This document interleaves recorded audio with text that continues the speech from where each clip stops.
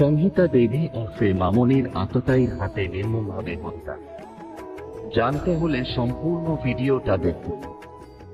সূত্র 17 এপ্রিল 2008 হইতে 24 এপ্রিল 2008 তারিখের বিভিন্ন সংবাদপত্র। 16 এপ্রিল 2008 সালে সংহিতা দেবী ওরফে মামনির মর্মান্তিক মৃত্যু হয়েছিল। এখানে দরিদ্র অখণ্ডদের জন্য কয়েকটি ক্লিপ সংবাদ। কসাই রূপে আততায়ী, গুরুমা ও ওনার সহযোগিতাকারিণীকে হত্যা এবং অন্য একজন সন্ন্যাসীকে আহত করে সেই আততায়ী।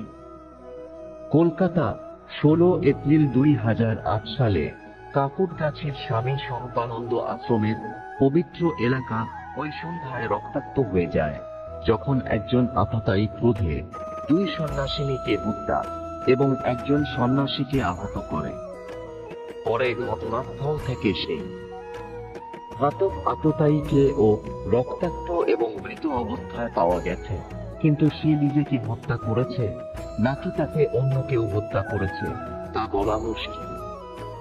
স্বামী স্বরূপানন্দজির মৃত্যুর পর আশ্রমের লাগান নিয়েছিলেন এক সন্ন্যাসিনী মঙ্গলময়ী বন্দ্যোপাধ্যায় ওরফে সংহিতা দেবী ওরফে মামনি। সমগ্র বিশ্বের অগণিত ভক্তদের হৃদয়ের মাঝে আজও মামনি বসে আছেন। শ্রী শ্রী বাবামণি কি জয়, শ্রী শ্রী মামনি কি জয়, জয় অখণ্ডের জয়।